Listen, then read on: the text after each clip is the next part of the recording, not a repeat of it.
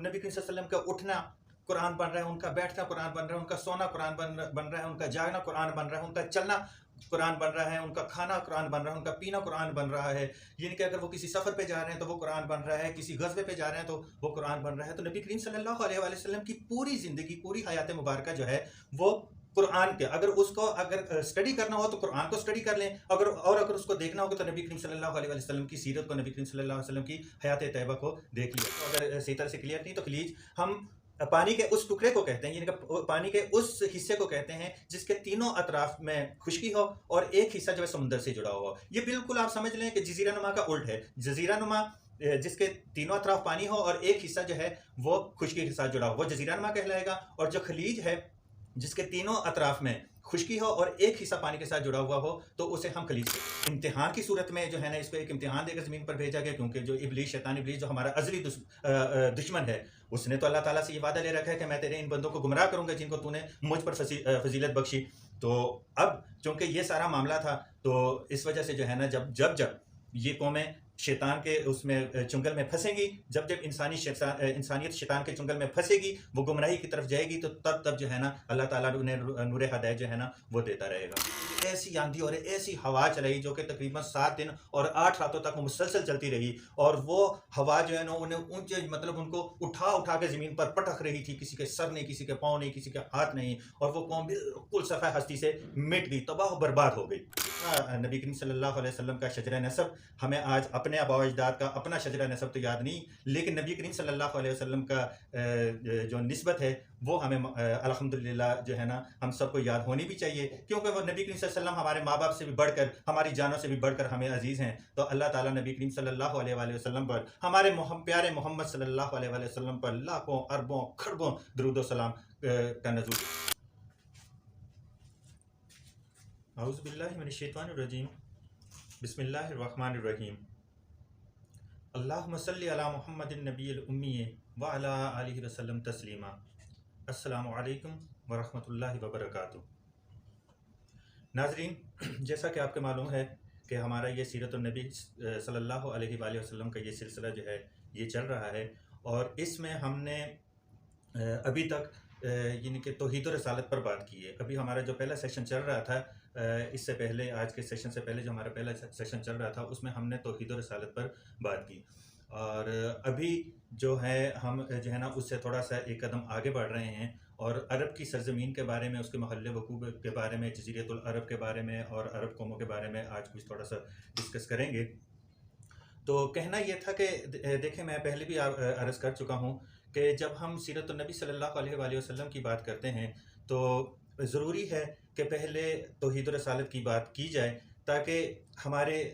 ज़हनों से, हमारे दिल से शिरक का जो शैबा है हमारे अंदर वो निकल जाए बिल्कुल, कि हमें पता चल जाए कि अल्लाह ताला जो है वो हर तरह के शिरक से पाक है। जब शिरक हमारे दिलों से, हमारे अंदर से निकल जाएगा और सिर्फ़ और सिर्फ तौहीद हमारे दिलों में घर कर जाएगी, तो फिर हम इस काबिल हो जाएंगे कि हम सीरत नबी सल्लल्लाहु अलैहि वसल्लम को डिस्कस कर सकें। तो सीरत नबी सल्लल्लाहु अलैहि वसल्लम पे बात करने से पहले हमें देख लेना चाहिए कि एक्चुअली सीरत नबी सल्लल्लाहु अलैहि वसल्लम जो है ये कुरान मजीद फ़ुरक़ान हमीद का ही एक परतोह है, यानी कि उसका एक अक्स है कि जो हम देख रहे होते हैं। और नबी करीम सल्लल्लाहु अलैहि वसल्लम ने अपनी अमली ज़िंदगी में ये सारी चीज़ें करके दिखाई और लोगों को हिदायत की तरफ बुलाया, यानी कि अंधेरे से निकाल कर रोशनियों की तरफ उनको, इंसानियत को वो लेके आए। और जो कुफर का और शिरक का जो एक समझ ले कि बाज़ार गर्म था, उसमें से इंसानियत को निकाल कर तौहीद की तरफ इंसानियत को बुलाया। तो मैं पहले अर्ज़ कर चुका हूँ कि सीरत नबी सल्लल्लाहु अलैहि वसल्लम चूँकि कुरान ही के परतों से अबारत है, यानी कि ये कुरान का जब हम देखते हैं, कुरान को हम पढ़ते हैं, तो इसका मतलब ये है कि अगर उसका हमने अमली मुज़ाहरा करना हो, कुरान का अगर हमने अमली मुज़ाहरा करना हो, तो नबी करीम सल्लल्लाहु अलैहि वसल्लम की हयात मुबारका है। क्योंकि जैसे जैसे कुरान बनता गया, वैसे वैसे नबी करीम सल्लल्लाहु अलैहि वसल्लम की सीरत बनती गई। बल्कि अगर ये कहना ज़्यादा बेहतर होगा कि नबी करीम सल्लल्लाहु अलैहि वसल्लम ने जैसे जैसे किया वैसे वैसे कुरान बनता गया, क्योंकि अल्लाह ताला जगह जगह पे जो है ना, नबी करीम सल्लल्लाहु अलैहि वसल्लम की किसी जगह पे नबी करीम सल्लल्लाहु अलैहि वसल्लम की कसम खा रहा है, और नबी करीम सल्लल्लाहु अलैहि वसल्लम का उठना कुरान बन रहा है, उनका बैठना कुरान बन रहा है, उनका सोना कुरान बन रहा है, उनका जागना कुरान बन रहा है, उनका चलना कुरान बन रहा है, उनका खाना कुरान बन रहा है, उनका पीना कुरान बन रहा है। यानी कि अगर वो किसी सफ़र पे जा रहे हैं तो वो कुरान बन रहा है, किसी गज़वे पे जा रहे हैं तो वो कुरान बन रहा है। तो नबी करीम सल्लल्लाहु अलैहि वसल्लम की पूरी ज़िंदगी, पूरी हयात मुबारक जो है वो कुरान के, अगर स्टडी करना हो तो कुरान को स्टडी कर लें, अगर उसको देखना होगा तो नबी करीम सल्लल्लाहु अलैहि वसल्लम की सीरत को, नबी करीम सल्लल्लाहु अलैहि वसल्लम की हयात तैयबा को देख लिया जाए। तो ये कुरान और नबी करीम सल्लल्लाहु अलैहि वसल्लम की ज़िंदगी या नबी करीम सल्लल्लाहु अलैहि वसल्लम की सीरत जो है ये लाज़िम व मलज़ूम है, मतलब ये एक दूसरे के साथ अटैच हैं, ये एक दूसरे से जुदा नहीं हैं। तो इसी तरह अगर हम बात करते हैं, जिस तरह ये सीरत नबी की हमने बात कर ली, तो इस मतलब यही कुरान क्या है? कुरान जो है नबी इंसानियत को तारीकों से निकाल कर रोशनी की तरफ ले जाना है, यानी कि शिरक से पाक करके इंसान को जो है तौहीद की तरफ बुलाना है। यही कुरान है ना, कुरान के यही मज़ामीन हैं। और नबी करीम सल्लल्लाहु अलैहि वसल्लम की सीरत से भी हमें बिल्कुल यही चीज़ें जो है ना वो मिलती है। तो इसलिए ज़रूरी है कि नबी करीम सल्लल्लाहु अलैहि वसल्लम की सीरत पर जब हम बात करते हैं तो उससे पहले जो है ना हमें थोड़ा सा अरब का जो माहौल हुआ करता था कि जिस माहौल में नबी करीम सल्लल्लाहु अलैहि वसल्लम मबूस किए गए और जिस तरह का वो इलाका था और जिस तरह के वहाँ के रहाइश थे, वहाँ के कबीले थे, जहाँ वहाँ की जो बुदोबाश थी, उसको डिस्कस करना भी लाजमी है। तो उसको डिस्कस करने के लिए हमें थोड़ा सा पीछे जाना होगा और देखना होगा कि अरब क्या चीज़ है। तो अरब के लुग़वी मानी जो है वो हैं सहरा या एक बेआबो गया ज़मीन के हैं। सहरा या बेआबो गया ज़मीन। सहरा मतलब रेगिस्तान, बेआबो गया ज़मीन यानी कि एक नाआबाद, एक सुनसान और बेआबान सी ज़मीन के हैं अरब के माने। और ये लफ्ज़ जो है ये अरब पर और अरब में रहने वाली जो कौमें थी उस पर बोला, जैसे ज़माना कदीम से, मतलब ये अरब पर और अरब में रहने वाली जितनी भी अरब की में रहने वाली कौमें थी उनके लिए ये लफ्ज़ अरब इस्तेमाल किया जाता था। तो अगर हम बात करते हैं इसके महल्ले वक़ू की, तो उससे पहले हमें देखना होगा कि जज़ीरतुल अरब एक्चुअली है क्या चीज़। तो जज़ीरतुल अरब, जब हम जज़ीरा नुमा की बात करते हैं तो जज़ीरा नुमा से मुराद ज़मीन का वो खित्ता है कि जिसके तीनों अतराफ़ में पानी हो, मतलब एक ज़मीन का एक ऐसा खित्ता या ज़मीन का एक ऐसा टुकड़ा जिसके 3 अतराफ़ में पानी हो और उसका एक हिस्सा जो है वो ज़मीन से मिला हुआ हो, बाकी ज़मीन से मिला हुआ, लेकिन उसके 3 अतराफ़ में पानी हो, तो उसे हम जज़ीरा नुमा कहते हैं। जब हम बात करते हैं जज़ीरतुल अरब की, तो जज़ीरतुल अरब की अगर हम बात करें तो उसके महल्ले में वक़ू को थोड़ा सा हम डिस्कस कर लेते हैं। तो जज़ीरा नुमा अरब के, यानी कि अरब के मगरिब में रेड सी, जिसे बहरा अहमर भी कहते हैं, वो वाक़या है, और जज़ीरा नुमा सीना वाक़या है। और इसके अगर हम मशरिक़ की बात करते हैं, तो मशरिक़ में खलीज अरब है, और इसके अलावा जनूबी इराक़ का एक बहुत बड़ा हिस्सा जो है वो इसके साथ अटैच होता है, इसके साथ आबनाएँ भी हैं। और खलीज का अगर मेरे किसी दोस्तों को अगर सही तरह से क्लियर नहीं, तो खलीज हम पानी के उस टुकड़े को कहते हैं, यानी कि पानी के उस हिस्से को कहते हैं जिसके तीनों अतराफ में खुश्की हो और एक हिस्सा जो है समुंदर से जुड़ा हुआ हो। ये बिल्कुल आप समझ लें कि जज़ीरा नुमा का उल्ट है। जज़ीरा नुमा जिसके तीनों अतराफ पानी हो और एक हिस्सा जो है वो खुश्की के साथ जुड़ा हो, वो जज़ीरा नुमा कहलाएगा। और जो खलीज है जिसके तीनों अतराफ में खुश्की हो और एक हिस्सा पानी के साथ जुड़ा हुआ हो, तो उसे हम खलीज कहते हैं। तो खलीज अरब का हिस्सा मगरिब में, मशरिक़ में खलीज अरब, और जनूबी इराक़ का जो है ना एक बहुत बड़ा हिस्सा इसके साथ शामिल है। अगर हम इसके जनूब की तरफ जाएँ, जज़ीरा नुमा अरब के जनूब की तरफ हम जाएँ, तो जनूब में बहरा अरब वाक़या है, जो कि दरअसल बहरा हिंद का ही एक जो है ना वो हिस्सा है। बहरा हिंद का जो है ना उसी का ये एक हिस्सा है। और अगर हम शमाल की तरफ जाएँ, तो शमाल की तरफ ये जज़ीरा नुमा अरब जो है वो शाम के साथ मिला हुआ है, मुल्क शाम के साथ, और इसके साथ शमाली इराक़ का भी कुछ हिस्सा जो है ना इसके साथ जुड़ा हुआ है। तो ये मिल के जो है ना ये जज़ीरा नुमा अरब जो है ना ये जग़राफ़ियाई लिहाज से ये एक ज़मीन का एक टुकड़ा बन जाता है, जिसमें जिसके लिए हम बात कर रहे हैं कि जहाँ नबी करीम सल्लल्लाहु अलैहि वसल्लम मबूस किए गए, तो ये वो ज़मीन का वो एक टुकड़ा है। और अगर हम बात करें अरब कौमों की, तो अरब कौमों में इसमें जो है ना इसको हम 3 कैटेगरीज़ में इसको डिवाइड करते हैं। अरब की कौमों को हम 3 कैटेगरीज़ में डिवाइड करते हैं, जिसमें है अरब बायदा, अरब अरबा और अरब मुस्तअरबा। तो अरब बायदा क्या है? अरब बायदा यानी कि ये वो कदीम कबाइल हैं, ये अरब के वो कदीम कबाइल हैं जो तारीख से बिल्कुल जो मिट चुके हैं, जिनका अब जो है ना आप समझ लें कि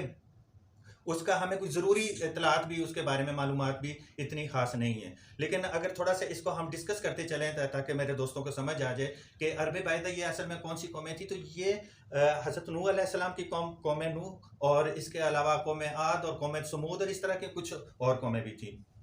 तो अगर देखा जाए कि कौम नूह कौन सी, तो देखें हज़रत आदम अलैहिस्सलाम से लेके जब जैसे ये सिलसिला इंसानियत का सिलसिला शुरू हुआ और आदम अलैहिस्सलाम ने ज़मीन पर कदम रखा और इसी तरह जो है ना ये जनरेशन बढ़ती गई, तो हज़रत नूह अलैहिस्सलाम के दौर तक जब हम पहुँचते हैं तो उस वक़्त क्या था कि ज़मीन पर इंसानियत जो है ना वो शिरक और कुफ्र के जो है ना दलदल में फंसती चली जा रही थी। अब जब इंसानियत गर्क हो रही हो या तारीकियों में डूब रही हो, तो ज़रूरी है कि उनके लिए रोशनी का कोई बंदोबस्त किया जाए, उन्हें उस दलदल से निकालने का कोई जो है ना कोई बंदोबस्त किया जाए, क्योंकि अल्लाह ताला तो अपने बंदों से बहुत मोहब्बत करता है। और ये सिलसिला जब हम हज़रत आदम अलैहिस्सलाम के बनने से लेके उनके ज़मीन से उतारने तक लेके अगर इसको हम डिस्कस करते हैं या इसको हम सोचते हैं, तो अल्लाह ताला तो अपने बंदों से बहुत ज़्यादा मोहब्बत करता है। वो तो कभी भी नहीं चाहता कि मेरे बंदे जो हैं गुमराह हो। लेकिन चूँकि इसको ज़मीन पर भेजा गया एक इम्तिहान की सूरत में, जो है ना इसको एक इम्तिहान देकर ज़मीन पर भेजा गया, क्योंकि जो इब्लीस, शैतान इब्लीस जो हमारा अज़ली दुश्मन है, उसने तो अल्लाह ताला से ये वादा ले रखा है कि मैं तेरे इन बंदों को गुमराह करूँगा जिनको तूने मुझ पर फजीलत बख्शी। तो अब चूँकि ये सारा मामला था, तो इस वजह से जो है ना जब ये कौमें शैतान के उसमें चुंगल में फंसेंगी, जब इंसानियत शैतान के चुंगल में फंसेगी, वो गुमराही की तरफ जाएगी, तो तब जो है ना अल्लाह ताला उन्हें नूर हिदायत जो है ना वो देता रहेगा। और ये कायनात का एक दस्तूर भी है। देखें, कोई भी चीज़ जो है ना वो अपने समझ ले कि वो बर्बादी की तरफ ही जा रही होती है। जिस तरह पूरी कायनात को भी अगर हम देखते हैं, तो ये कायनात जो है ना ये डार्क एनर्जी से भरी हुई, ये नहीं कि ये अंधेरा ही अंधेरा है, अंधेरा ही अंधेरा है, कुछ नज़र ना आने वाला है। लेकिन इनमें अल्लाह ताला ने जितने स्टार्स पैदा किए और उन स्टार्स की रोशनी जो है ना वो इनको चमकदार करती है। जिस तरह हमारे दिन और रात को देख लें कि जैसी हमारी ज़मीन अपने एक्सेस पर घूमती हुई सूरज के बिल्कुल उलट चली जाती है, मतलब उसके बिल्कुल मुखालिफ ऑपोजिट चली जाती है, तो अंधेरा छा जाता है, रात छा जाती है। ठीक है, और जैसे ही ये अपने एक्सेस पर घूमते हुए सूरज के सामने आती है तो दिन हो जाता है, रोशनी आ जाती है। तो यही सारा सिस्टम है कि जैसे ही अगर इंसानियत भी इसी तरह जैसे ही गुमराही की दलदल में डूबती है, तो अल्लाह ताला उन पर जो है ना किसी ना किसी अपने बंदे को, अपने नबी को मबूस फरमाता है ताकि वो उनको हदायत की तरफ बुलाएं, नेकी की तरफ बुलाएं, अल्लाह ताला की तरफ बुलाएं। तो इसी तरह कौम नूह पर भी जब वो कौम गुमराह हो गई और मुशरिक हो गई और काफिर हो गई और उसने अल्लाह ताला को और अल्लाह ताला के अहकामात को भुला दिया, तो अल्लाह ताला ने नूह अलैहिस्सलाम को माबूस फरमाया। नूह अलैहिस्सलाम ने कुरान पाक में आता है कि 950 साल तक जो है ना अपनी कौम को तबलीग की और उन्हें अल्लाह ताला की तरफ बुलाया, लेकिन चंद लोगों के अलावा जो है ना बाकी कोई भी उनकी जो है ना उनकी आवाज़ पर किसी ने लब्बैक नहीं कहा। तो फिर अल्लाह ताला की तरफ से उन पर अजाब आ गया, और वो अजाब था एक बहुत बड़े सैलाब की शक्ल में। ठीक है, ज़मीन ने अपने चश्मे उबल दिए और आसमान ने अपने जो है ना दरवाजे खोल दिए और हर तरफ पानी पानी होगा, यहाँ तक कि वो जो बुलंद वाला पहाड़ थे वो सारे डूब गए और सारी हरकत जो है ना एक दफ़ा ख़त्म हो गई। जो ईमान वाले बच गए हज़रत नूह अलैहिस्सलाम के साथ, जो कश्ती में बैठ गए और जिन्हें अल्लाह ताला ने बचा लिया, तो वो एक लंबे अरसे तक जो है ना वो अल्लाह ताला के अहकामात की बजावरी करते रहे और नेकोकार रहे और अल्लाह ताला के मुत्तकी परहेज़गार बंदे भी बनकर रहे। लेकिन आहिस्ता आहिस्ता आहिस्ता आहिस्ता फिर वही मामला आ जाता है कि जो है ना लोग गुमराही की तरफ जाना शुरू हो गए, यहाँ तक कि अरब बायदा में जो है ना इसकी कौम आद की बारी आ गई कि कौम आद जो थी ये एक ऐसी कौम थी कि ये भी उस वक्त जो है ना पूरी की पूरी गुमराही में डूब चुकी थी, मुशरिक हो चुकी थी। मुशरिक हम किसे कहते हैं? जो अल्लाह ताला के साथ किसी और को शरीक करता है, यानी कि वो अल्लाह ताला के साथ जो है ना वो किसी और की भी इबादत करता है, उसे हम मुशरिक कहते हैं। जिस तरह के बुतों की पूजा करना, चांद की पूजा करना, सूरज की पूजा करना, ये सारी चीज़ें जो है ना ये शिरक है अल्लाह ताला के साथ, क्योंकि अल्लाह ताला वहदहू ला शरीक है और इस पूरी कायनात को पैदा करने वाला है, इस पूरी कायनात को बनाने वाला है। वो अकेला है, उसका कोई ना हमसर है, ना कोई उसका बेटा है, ना कोई उसका बाप है, वो बिल्कुल अकेला है। लेकिन जब उसके साथ किसी को शरीक कर दिया जाए, चाहे वो उसकी ज़ात में या उसकी सिफ़ात में किसी भी तरीके से, जिस तरह हमने अपनी पिछली वीडियोज़ में जो है ना तौहीद व रसालत के चैप्टर्स में हमने डिस्कस किया कि अल्लाह ताला की ज़ात में, उसकी सिफ़ात में जो है ना जब हम किसी दूसरे को शरीक करते हैं तो वो शिरक हो जाता है और अल्लाह ताला जो है ना वो शिरक को कभी भी माफ़ नहीं करता। तो इसी तरह जब ये कौम भी शिरक में मुब्तला हो गई तो अल्लाह ताला ने इनकी हदायत के लिए अपने एक नेक और साले बंदे को, एक नबी को, हज़रत सालेह अलैहिस्सलाम को जो है ना, सॉरी, कौम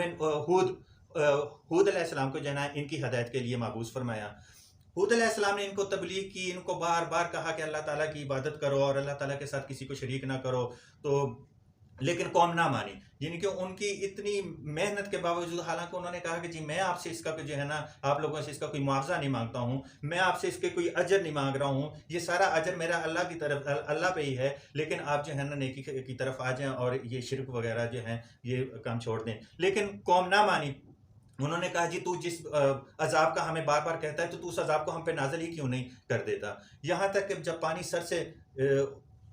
ऊपर चला गया तो अल्लाह ताला ने फिर हज़रत हूद अलैहिस्सलाम को वही की कि आप अपने जो आपके जो नेकोकार लोग हैं जो ईमान ले हैं उनको साथ लेके चले जाएं, और उन पे फिर एक ऐसी आंधी और ऐसी हवा चलाई जो कि तकरीबन 7 दिन और 8 रातों तक वो मुसलसल चलती रही, और वो हवा जो है ना उन्हें ऊंचे, मतलब उनको उठा उठा के ज़मीन पर पटक रही थी, किसी के सर नहीं, किसी के पाँव नहीं, किसी के हाथ नहीं, और वो कौम बिल्कुल सफ़ा हस्ती से मिट गई, तबाह बर्बाद हो गई।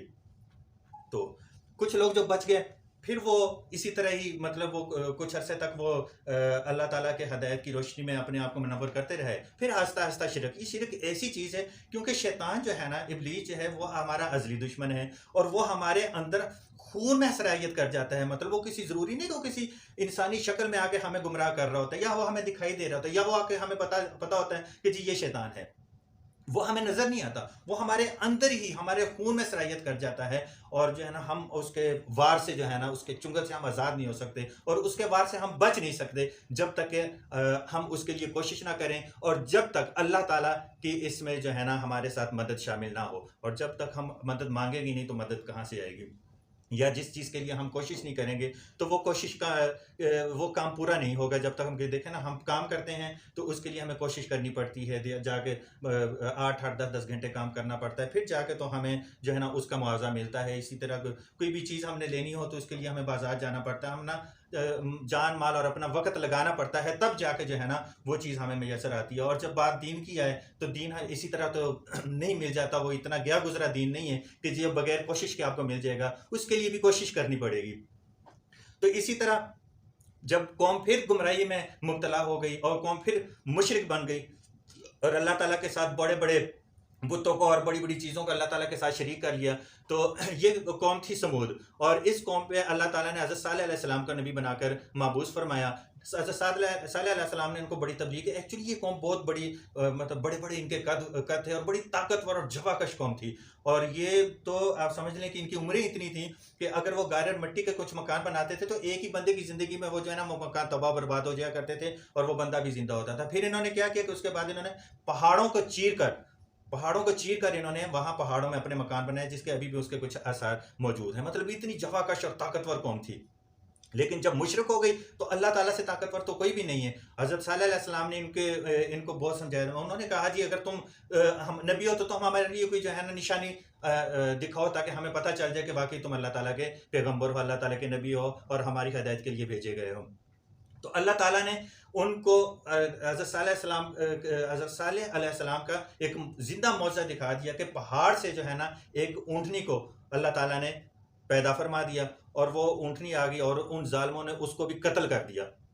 उस ऊँटनी को भी मार डाला। तो फिर जब मार डाला तो फिर अल्लाह ताला ने हज़रत सालेह अलैहिस्सलाम से कहा कि तुम अपने घर वालों को या अपने जो तुम पे ईमान लेके आए ईमान वालों को लेके निकल जाओ। और उसके बाद एक ज़ोरदार चीख और चिंगार ने उनको आ पकड़ा और मतलब ऐसा कर दिया, उस चीख ने और चिंगार ने उनके कलेजे फाड़ दिए, उनके दिल फट गए, उनकी आँखें, उनके दिमाग फट गए और वो औंधे मुँह जो है ना अपने घरों में इसी तरह ही मर खप गए। तो जब भी तो अच्छा बात हो रही थी अरब बायदा की, तो ये तो वो कौमें हैं जिसका थोड़ा सा मैंने हाल आपको बता दी। इसके अलावा भी बहुत सारी कौमें हैं, यानी कि ये शिरक की लानत जो है ना ये ख़त्म नहीं होती,